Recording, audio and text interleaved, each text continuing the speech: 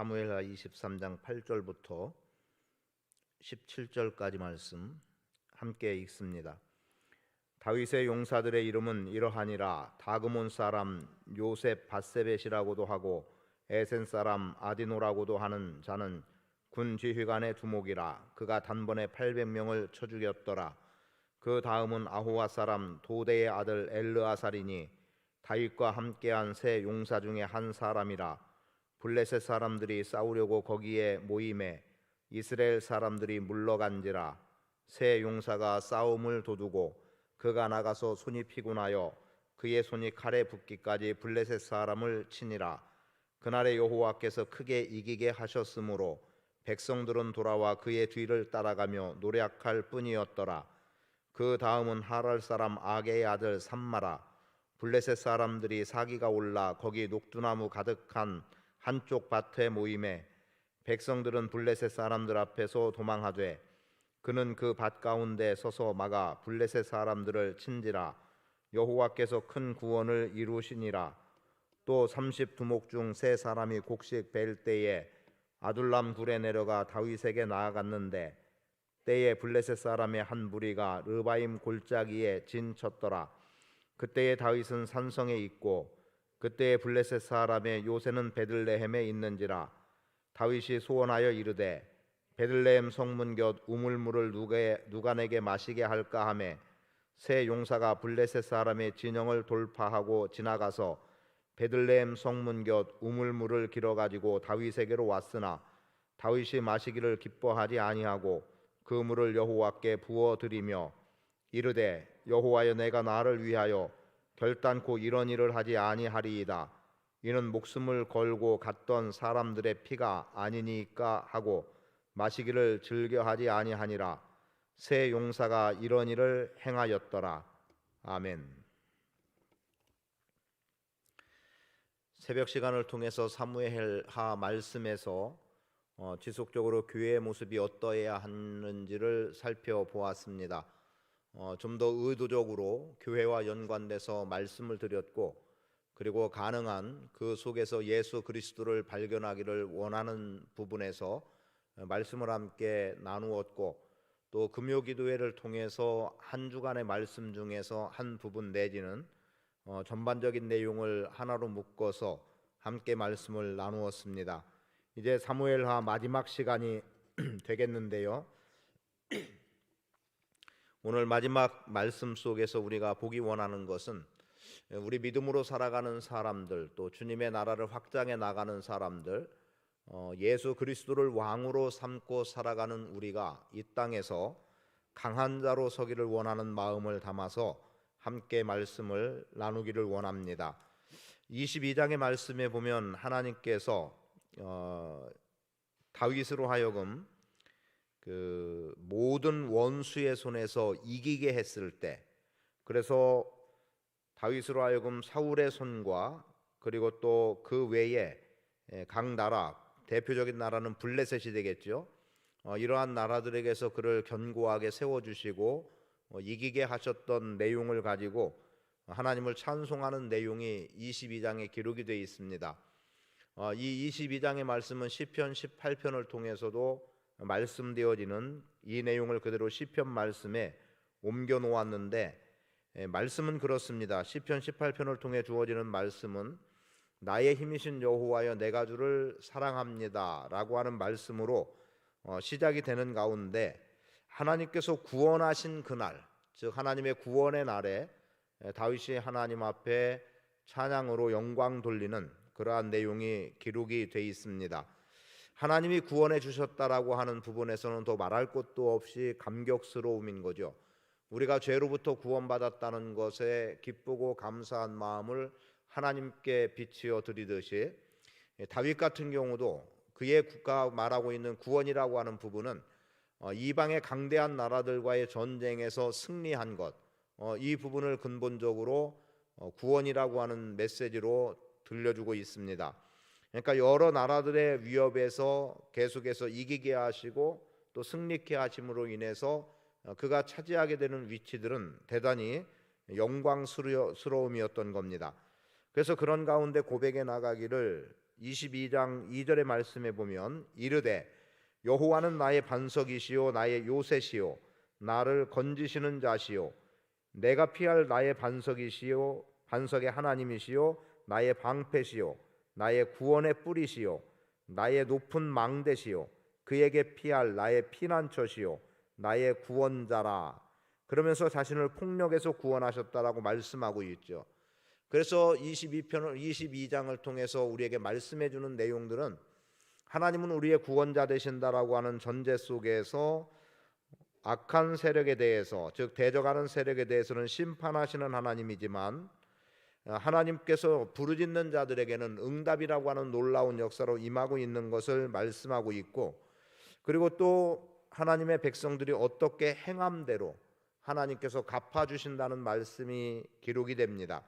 그래서 하나님께서 갚아주시는 것은 하나님 앞에서 정직히 행하는 자들에게는 하나님이 정직함으로 대해 주신다는 거였고, 그리고 자비로 대하는 자에게는 하나님도 자비함으로 대해 주신다는 거였고, 그러나 사특한 자에게는 하나님의 벌하심으로 이렇게 그들 가운데 임하고 있는, 그래서 행한 대로 하나님께서 갚아주신 그 내용이 어디에 나오냐면 25절부터 보면 그러므로 여호와께서 내 의대로 그의 눈앞에서 내 깨끗한 대로 내게 갚으셨도다. 그리고 말합니다. 자비한 자에게는 주의 자비하심을, 완전한 자에게는 주의 완전하심을, 깨끗한 자에게는 주의 깨끗하심을, 그리고 사악한 자에게는 주의 거스리심을 보이신다라는 말씀을 통해서 하나님께서는 어떻게 행하는 대로 우리에게 갚아주심을 말씀합니다. 그런 가운데 하나님은 여전히 우리 가운데 보호하심으로, 또 승리를 주심으로, 그리고 또 한 번 구원이라고 하는 놀라운 은혜를 우리에게 말씀해 주시게 되는 거예요. 그런 가운데 이제 23장이 시작되는 오늘 말씀에 이는 다윗의 마지막 말이라고 말합니다. 그러니까 이제 더 다윗이 이제 하나님 앞에서나 백성들 앞에 설 수 있는 시간이 없다는 거죠. 다른 말로 말하면 이제 나이가 들어서 이제 하나님의 부르심 앞에서는 죽음에 임박한 시점 정도로 이해를 하면 되는 거예요. 그런 가운데 다윗이 말하는데, 다윗의 말은 그냥 내가 이 정도이니까 내 입을 열어서 말하겠다는 것이 아니라 성령께서, 즉 여호와의 영이 나를 통하여 말씀하시는 것, 그리고 내 혀에 말씀을 담아주신 것, 그것을 가지고 말한다는 겁니다. 그러니까 자의적인 어떤 말이라기보다는 성령께서 그의 입술을 통해서 무엇을 고백하게 하고 무엇을 말하는지에 대해서 말씀하게 하는 것, 그것을 지금 다윗은 많은 무리들 앞에서 다윗이 마지막으로 말하고 있음을 보여주고 있습니다. 그런 가운데 다윗이 자기 자신을 이렇게 말합니다. 23장 1절에 높이 세워진 자, 야곱의 하나님께로부터 기름 부음 받은 자, 이스라엘의 노래 잘하는 자, 이렇게 기록이 되고 있거든요. 그래서 높이 세워진 자라는 것은 더 말할 것도 없이 기름 부음이라고 하는 말씀과 연결이 되고 있지만, 하나님께서 그를 왕으로 삼아 주심에 대해서 그는 하나님 앞에 영광스럽게 자기 자신을 드러내놓고 있고, 그리고 또 하나님께로부터 기름 부음 받았다라고 하는 이 기름 부음을 통해서 주어지는 것은 그가 성령의 사람으로 살아가고 있다는 것, 그리고 그런 속에서 그가 하나님의 자녀로서, 하나님의 백성으로서의 삶을 온전히 살아갈 수 있는 위치에 있다는 것을 말해줍니다. 그리고 또 하나는 이스라엘의 노래 잘하는 자, 시편 말씀을 그렇게 기록했던 것처럼 지금 다윗은 자신이 노래하는 자로 표현하고 있습니다. 그리고 그러한 노래는 이미 본대로 22장 말씀에서 그의 노래가 담겨져 있습니다. 그런 가운데 우리가 두 가지의 측면을 보고 오늘 본문 말씀과 연결해서 강한 자의 말씀을 나누기 원하는데, 그 중에 하나는 다윗은 하나님께서 자신을 왕으로 삼아주셨다라고 하는 것을 고백하고 있어요. 즉 자신을 높여주신 하나님을 말합니다. 그러면서 하나님께서 나를 왕으로 삼아주셨다, 나를 높여주셨다, 그리고 하나님의 높여주신 바에 따라서 그가 어떻게 살았음을 이야기하는데, 결국 하나님의 영광 가운데 자신이 살아가고 있음을 말해줍니다. 그래서 길게 말씀드리지 않겠습니다. 다윗을 왕으로 삼으신 하나님 앞에 오늘 우리가 가져야 되는 중심은, 비록 자신이 왕의 자리에 있음에도 불구하고 다윗은 백성들 앞에서는 자신이 왕이지만 하나님 앞에서는 자신이 왕이 아니라 자신은 백성의 자리에 있고 하나님이 다윗 왕 자신의 하나님이라고, 자신의 왕이라고 그렇게 고백하고 있는 겁니다. 그러니까 오늘 교회가 가져야 되는 중심의 생각은 교회의 머리이신 예수 그리스도를 생각해야 됩니다. 예수 그리스도가 나의 왕 되심에 대해서 우리는 인정하고 살아가야 된다는 거죠. 그래서 오늘 우리가 믿음 안에서 선포하며 살아가야 될 것은 그리스도의 왕 되심에 대해서 우리는 선포해야 되고, 그리스도가 우리의 머리 되심에 대해서 영광스러움으로 자랑하며 살아가는 삶이 우리 안에 필요하다. 그리고 다윗은 그렇게 우리로 하여금 살아갈 것을 말씀하고 있습니다. 두 번째는 하나님은 다윗과 영원한 언약을 세우셨다라고 말합니다. 이 영원한 언약은 변할 수 없는 것이고 또 사라질 수 없는 것이고 말 그대로 영원하다라고 하는 것에 다 담겨져 있습니다. 그리고 이 영원하다고 말씀되어지는 것에서 언약이 성취됐는데, 이 언약의 성취는 누구를 통해서 성취되냐? 예수 그리스도를 통해서 성취되고 있음을 보게 되죠. 놀라운 구원의 역사가 예수 그리스도를 통해서 주어지게 됐던 겁니다. 그래서 교회가 생각할 것은 하나님과 교회와의 관계 속에 하나님은 여전히 오늘 우리 가운데서도 언약으로 함께 하시는 분이다. 교회의 영원성을 말씀하고 있습니다.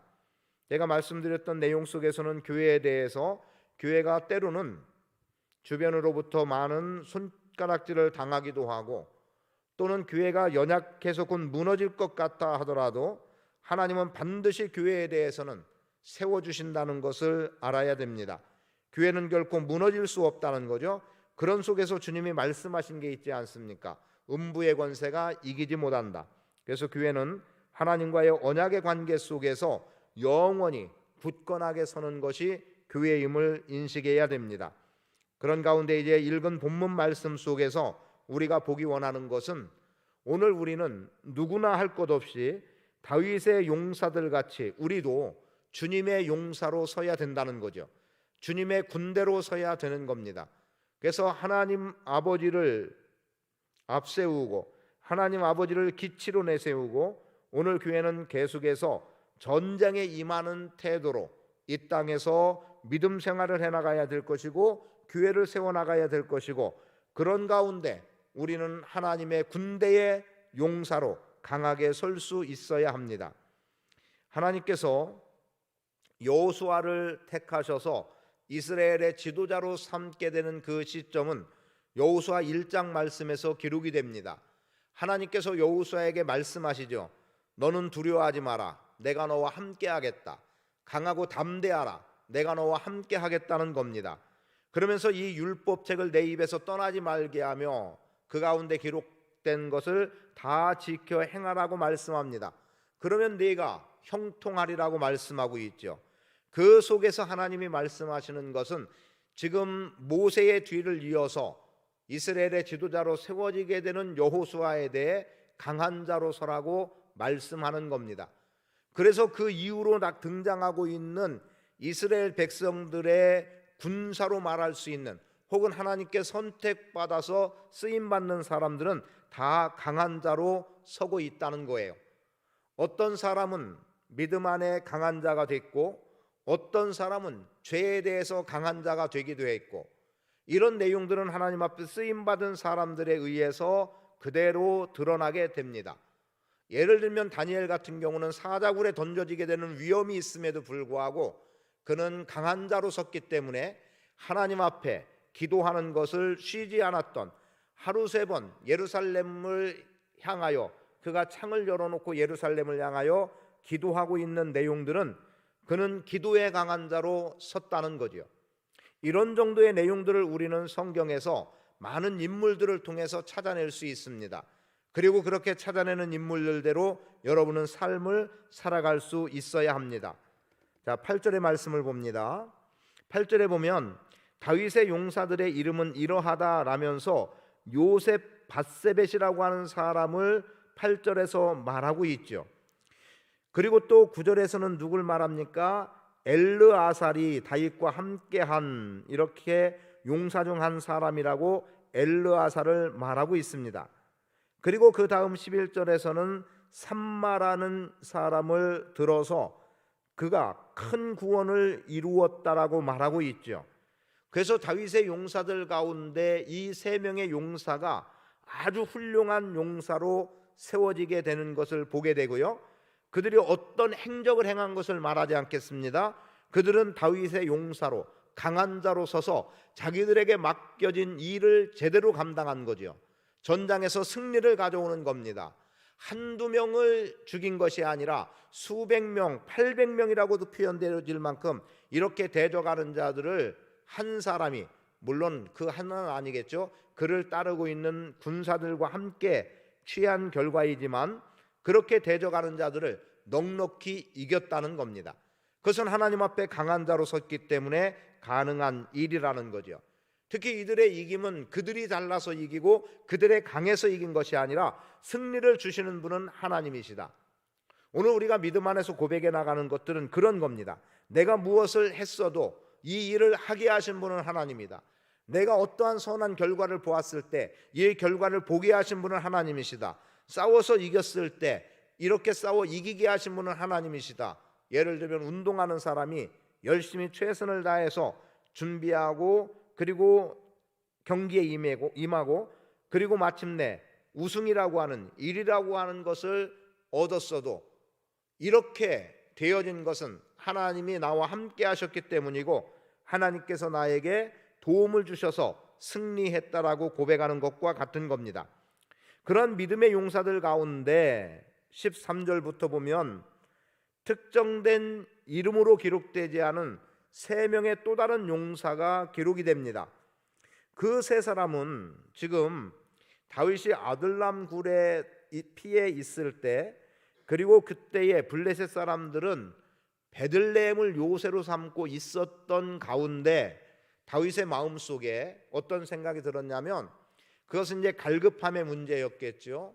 지금 베들레헴에 대한 갈급함도 있었을 것이고, 그리고 지금 전장에서 오랫동안 피해 다니고 도망 다니고 생명의 위협을 겪는 속에서 갖게 되는 갈급함도 있었을 것이고, 그리고 실제 목마름이라고 하는 일로 인해서 생겨진 일이 되겠습니다만 베들레헴의 성문 곁 우물을 내가 마셨으면 좋겠다, 누가 이것을 마시게 할까라고 하는, 어쩌면 넋두리 같이 이야기하는 이 말을 이 세 명의 용사들이 듣고 블레셋 사람의 진영을 돌파했다, 뚫고 들어갔다는 얘기입니다.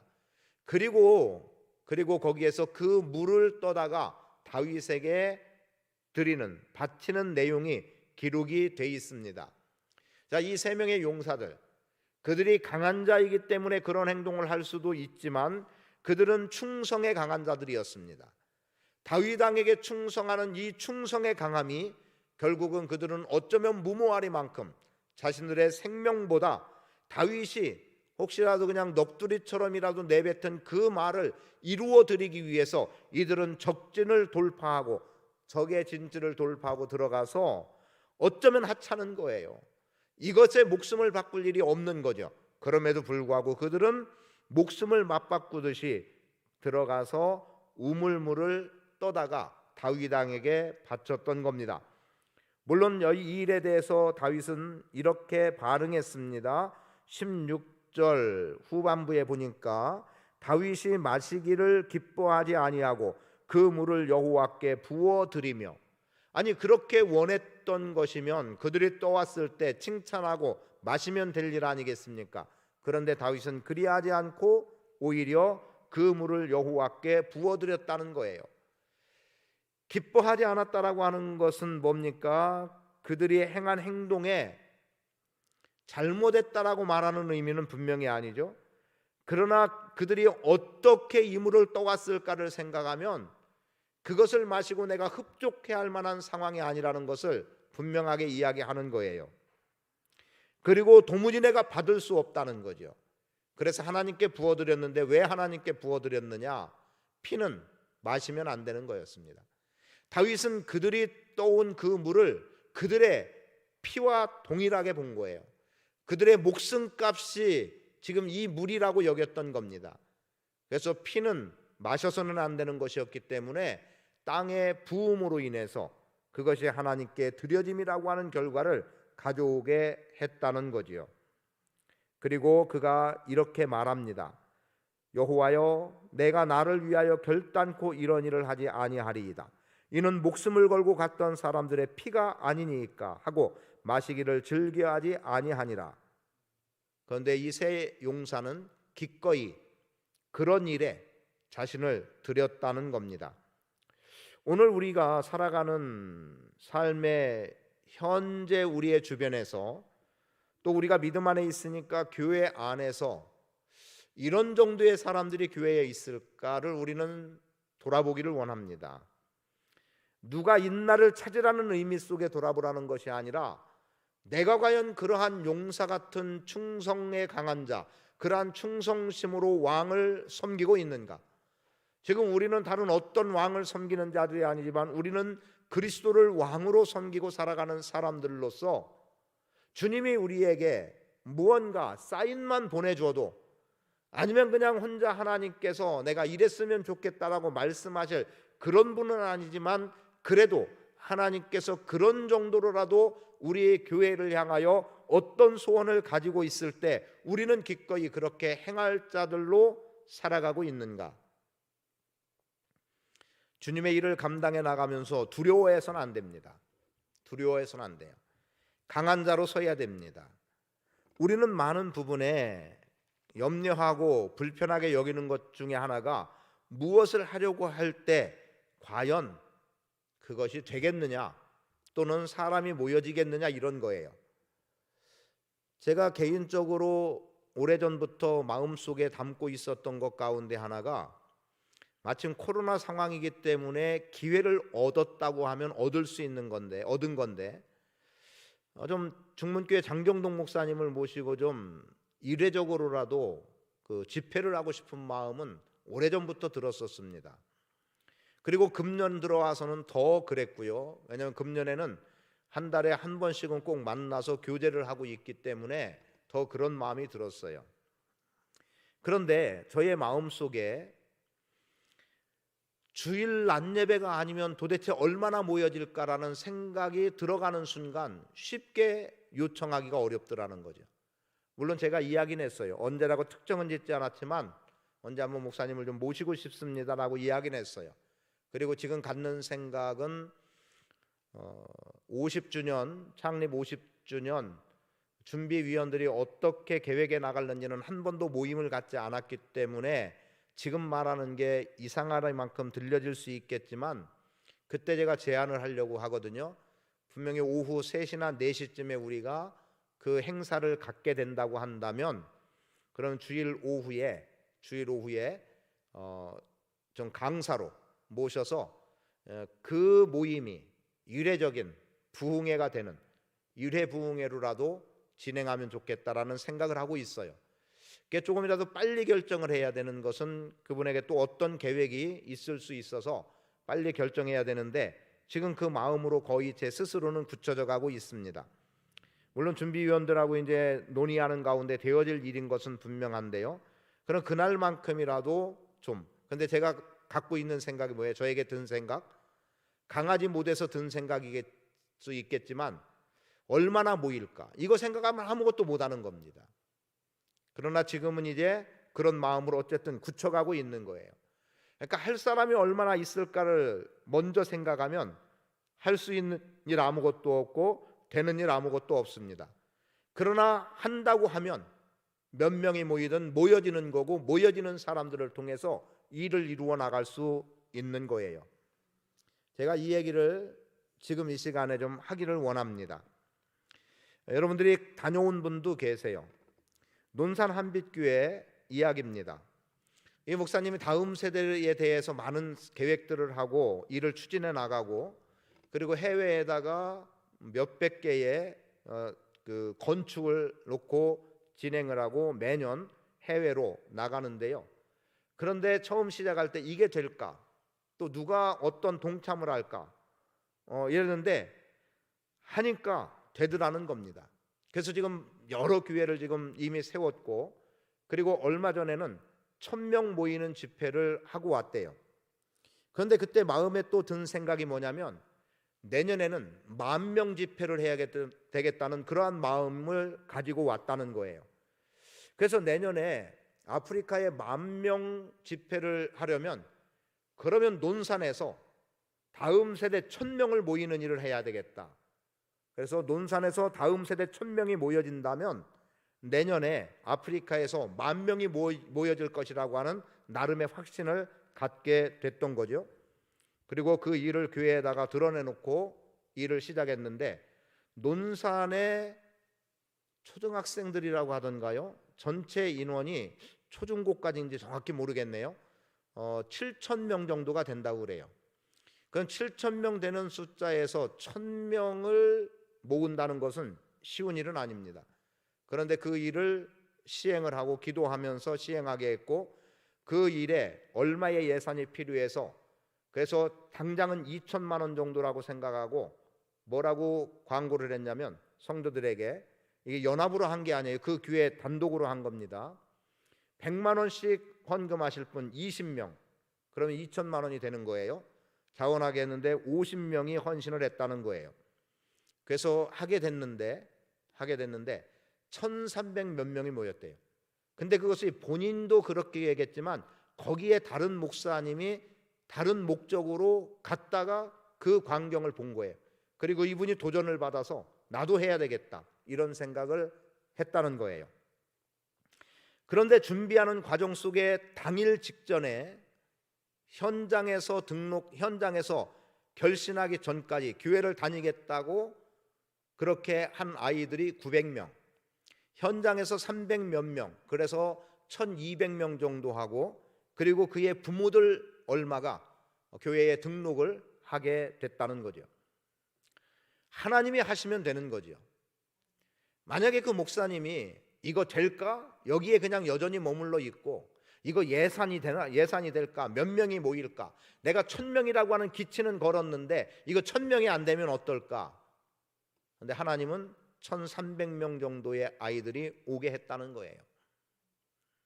그래서 그 현장에서 여러 부스들을 만들어 놓고 또 설문도 만들어 놓고, 그러니까 부모들도 관심을 가질 만한 설문들을 만들어 놓고 시행을 하고 공개를 해 놓으니까 일이 되더라는 거죠. 7,000명 정도 밖에 되지 않는 논산시 전체의 아이들이 그 정도밖에 되지 않는데 1,000명이 모였다. 대단한 숫자죠. 우리는 못할 것이 뭐냐라고 단순히 생각하기는 어렵겠지만 성령이 그렇게 하게 하시면 하면 되는 거예요. 뭡니까? 강하면 돼요. 어떤 모양으로든 우리는 강한 자로 서면 됩니다. 믿음의 강한 자, 성령의 강한 자, 아니면 기도의 강한 자, 어떤 모양으로도 우리가 강함을 드러내고 나가면 미리 이게 될까, 몇 명이나 모일까 이런 것에 매이지 않는다면 가능한 일인 거예요. 그래서 본문에서 나오는 사람들의 모습에서 목숨 걸고 충성하는 이러한 사람들 같은 사람이 우리 교회에 있어야 된다는 거죠. 오늘 우리 교회 성도들 가운데 이런 믿음의 용사들이 얼마나 있을까? 말씀드린 대로 누가 있나 우리가 찾아보라는 것이 아니라 내가 그 믿음의 용사 안에 들어가야 되는 거고, 내가 믿음의 강한 자가 돼야 되고, 내가 충성의 강한 자가 돼야 되고, 내가 순종의 강한 자가 돼야 되고, 그렇게 삶을 살아갈 때 우리 교회도 내일의 희망, 내일의 밝음은 보장되는 겁니다. 하나님은 분명히 우리 안에서 그러한 일을 이루어 나가실 줄 믿고요. 여러분, 어려운 때에 우리가 지금 믿음 생활을 해나가고 있지만 기꺼이 우리 자신을 들여 헌신함으로 나갈 수 있기를 바라고, 주의 말씀 안에 순종함으로 설 수 있기를 원하고, 하나님이 여러분을 용사로 세우기를 원하신다는 것을 기억하고 순종함으로 주님을 섬기면 반드시 승리는 보장되는 겁니다. 그 승리를 맛보는 은혜의 삶을 사시기를 축복합니다. 아버지 하나님 고맙습니다. 이 밤 우리 가운데 함께 하셔서 주의 영광을 보게 하시옵소서. 은혜의 풍성함을 맛보는 삶을 살게 하시되 우리가 믿음의 강한 자 되게 하시고 예수 그리스도를 왕 삼은 충성의 강한 자 되도록 역사해 주옵소서.